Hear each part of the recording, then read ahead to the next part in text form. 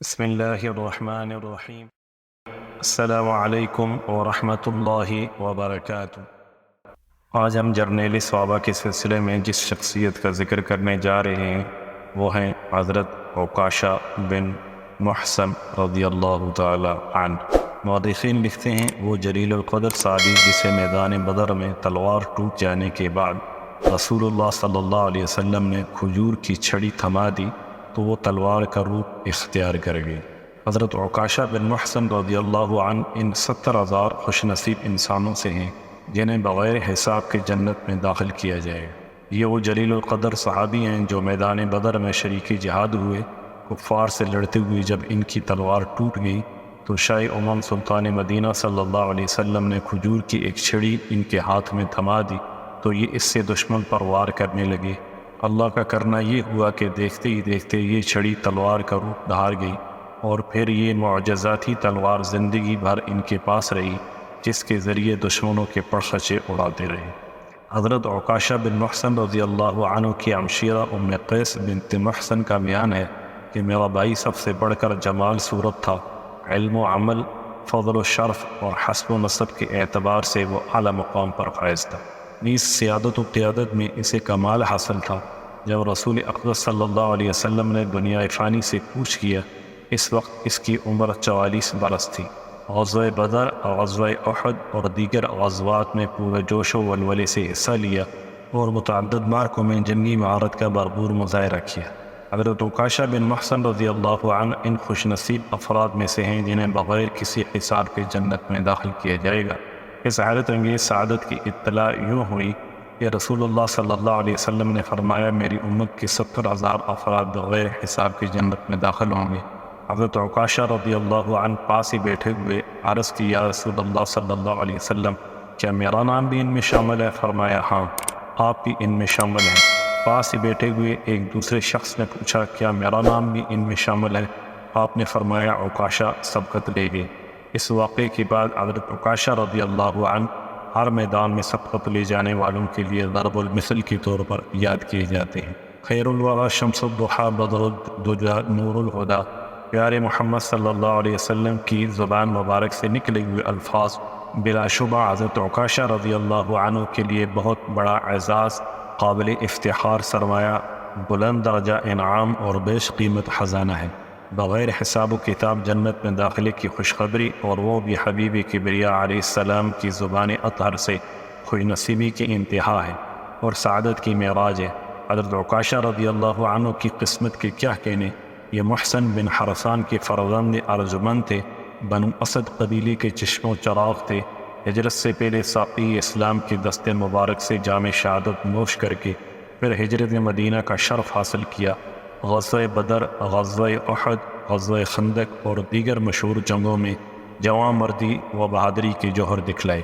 جلال و جمال کا یہ پیکر پوری زندگی مصروف جہاد رہا اور جنگی تاریخ کے اوراق میں ناقابل فراموش داستانوں کا اضافہ کیا۔ ان کا شمار فاضل اور اکابر صحابہ کرام میں ہوتا تھا۔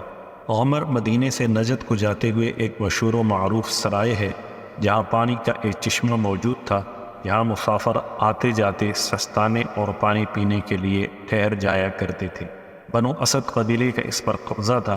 شاہ امم سلطان مدینہ صلی اللہ علیہ وسلم نے 40 مجاہدین کا حضرت عکاشہ رضی اللہ عنہ کو امیر مقرر کیا۔ یہ عظیم جرنیل دربار رسالت سے ہدایات لے کر 40 جانباز مجاہدین کی لشکر کی قیادت کرتے ہوئے غمر مقام پر حملہ آور ہوئے۔ بنو اسد صورتحال دیکھتے ہوئے مقابلہ کرنے کی بجائے پانی کا چشمہ چھوڑ کر بھاگ گئے۔ یہاں سے 200 اونٹ اور بکریاں ہاتھ لگیں جنہیں پکڑ کر مدینہ طیبہ لے آئے۔ حضرت عکاشہ رضی اللہ عنہ نے اپنی قیادت میں حملہ کرنے والے لشکر کی رہنمائی ماہرانہ انداز میں کی۔ دشمن کو میدان میں قدم جمانے کا موقع ہی نہیں دیا۔ دشمن اچانک حملے اور حیرت انگیز پیش قدمی کو دیکھ کر مقابلے میں ٹھہرنے کی بجائے بھاگ نکلا۔ اس طرح حضرت عکاشہ بن محصن رضی اللہ عنہ نے پہلے ہی مرحلے پر اپنے ماہرانہ قیادت کا ثبوت مہیا کیا جس سے سرور عالم خلق مجسم نیر تاباں اور روشن و رخشاں رسول معظم صلی اللہ علیہ وسلم کو بحد خوشی ہوئی۔ سن 6 ہجری کو 14 صحابہ کرام رضی اللہ عنہم اجمعین کے ساتھ شاہ امام سلطان مدینہ صلی اللہ علیہ وسلم کے ہمراہ عمرہ ادا کرنے کی غرض سے مکہ مکرمہ کی طرف روانہ ہوئے۔ حدیبیہ مقام پر انہیں روک دیا گیا۔ یہاں سرور عالم اور قریش مکہ کے درمیان معاہدہ طے پایا جو صلح حدیبیہ کے نام سے مشہور ہوا۔ ان قدسی نفوس صحابہ کرام میں حضرت عکاشہ بن محصن رضی اللہ عنہ بھی شامل تھے، جن کا تذکرہ قرآن مجید میں ان الفاظ کے ساتھ کیا گیا: لقد رضی اللہ عن المؤمنین اذ یبایعونک تحت الشجرۃ فعلم ما فی قلوبہم فانزل السکینۃ علیہم واثابہم فتحا قریبا ومغانم کثیرۃ یأخذونها وکان اللہ عزیزا حکیما۔ اس کا ترجمہ کچھ اس طرح ہے: اللہ مومنوں سے خوش ہو گیا جب وہ درخت کے نیچے تم سے بیعت کر رہے تھے۔ ان کے دلوں کا حال اس کو معلوم تھا، اس لیے اس نے ان پر سکینت نازل کی، ان کو انعام میں قریبی فتح بخشی اور بہت سا مال غنیمت انہیں عطا کر دیا، جسے وہ حاصل کریں گے۔ اللہ زبردست اور حکیم ہے۔ حضرت عکاشہ بن محصن رضی اللہ عنہ صلح حدیبیہ میں شریک ہونے والے اصحاب الشجرہ میں شامل ہو کر اللہ تعالیٰ کی رضا کے مستحق ٹھہرے۔ بلا شبہ اللہ سبحانہ و تعالیٰ کی رضا کا حصول مومن کا مقصد حیات ہے۔ اپنی زندگی میں اللہ سبحانہ و تعالیٰ کی خوشنودی کا موردہ یا فضا اپنے کانوں سے سن لیا، بلا شبہ بہت بڑا اعزاز ہے جو حضرت عکاشہ رضی اللہ عنہ کو حاصل ہوا۔ خوش نصیب ہیں وہ جن کا تذکرہ قرآن حکیم میں کیا گیا۔ اس سے بڑھ کر کسی انسان کو اور کیا انعام میسر آ سکتا ہے؟ یہ انسانی قسمت کی معراج ہے، یہ خوش نصیبی کا بلند مقام ہے، یہ اعزاز و اکرام کا اعلیٰ و ارفع معیار ہے۔ حضرت عکاشہ رضی اللہ عنہ کی زندگی اس اعتبار سے قابل رشک ہے کہ انہیں زندگی بھر سرور عالم نیر اعظم خلق مجسم صلی اللہ علیہ وسلم کا ضرب اعتماد حاصل رہا۔ سیدنا صدیق اکبر رضی اللہ عنہ کے دور خلافت میں فتنہ و ارتداد اپنے عروج پر پہنچا۔ گھبرانے اور دل برداشتہ ہونے کے بجائے صدیق اکبر رضی اللہ عنہ نے استقامت، ہمت و جرأت کا مظاہرہ کرتے ہوئے مرتدین کے خلاف اعلان جہاد کر دیا اور ان کی سرکوبی کے لیے مختلف اطراف میں مجاہدین کے لشکر روانہ کیے۔ بنو اسد قبیلے کے مشہور و معروف بہادر اور تیز ترار لڑاکے طلیحہ بن خویلد نے نبوت کا دعویٰ کر دیا۔ عرب قبائل میں سے بنو طے، بنو فرازہ اور بنو اسد کے گرویدہ ہو چکے تھے۔ شاہ امام سلطان مدینہ صلی اللہ علیہ وسلم نے ان کی سرکوبی کے لیے بنو اسد قبیلے کے لیے جوان مرد بہادر شاہ سوار حضرت زرار بن ازور رضی اللہ عنہ کو نامزد کیا۔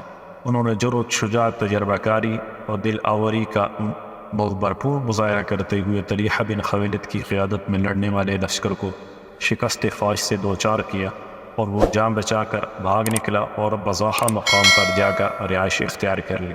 صدیق اکبر رضی اللہ عنہ نے اسلامی لشکر کے عظیم جرنیل حضرت خالد بن ولید رضی اللہ عنہ کو طلیحہ کی سرکوبی کے لیے حکم دیا تو وہ لشکر اسلام کی قیادت کرتے ہوئے بضاحہ کی طرف روانہ ہوئے۔ میدان جنگ کو جانے والے راستے کو صحیح صورتحال معلوم کرنے کے لیے حضرت خالد بن ولید رضی اللہ عنہ کو حضرت عکاشہ اور حضرت ثابت بن ارقم کو پہلے روانہ کیا۔ اتفاق ایسا ہوا طلیحہ اور اس کا بھائی سلمہ اپنے گھوڑوں پر گشت کر رہے تھے۔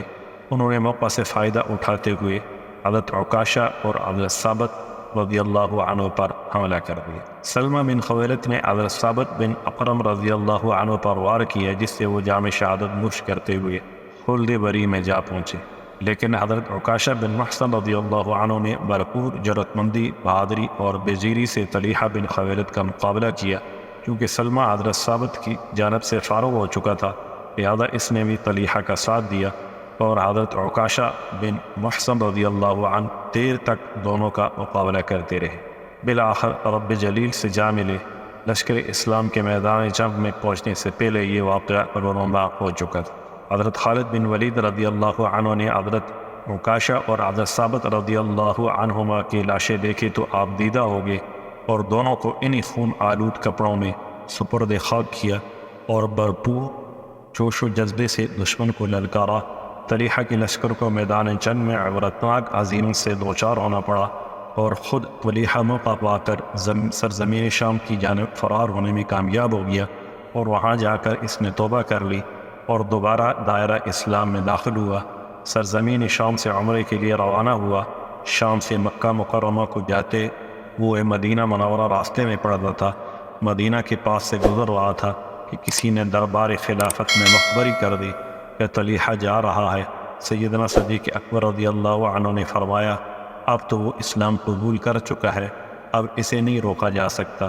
عہد فاروقی میں سیدنا فاروق اعظم رضی اللہ عنہ کے دست مبارک پر بیعت کرنے کا ارادہ ظاہر کیا تو آپ یہ سن کر کبیرہ خاطر ہوئے اور فرمایا تم نے مسلمانوں کو بہت اذیت پہنچائی ہے۔ اس نے عرض کیا امیر المؤمنین، اللہ تعالیٰ نے تو توبہ کا دروازہ کھلا رکھا ہے، میں آپ کے حق پر بیعت کر کے اپنے سابقہ جرائم کی معافی کرنا چاہتا ہوں، عذرائے کرم مجھے اس سعادت سے محروم نہ کریں۔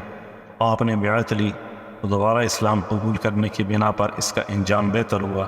اللہ سبحانہ و تعالی جس پر اپنا فضل و کرم کر دے اسے سعادت و رحمت سے کون محروم رکھ سکتا ہے۔ السلام علیکم ورحمۃ اللہ وبرکاتہ۔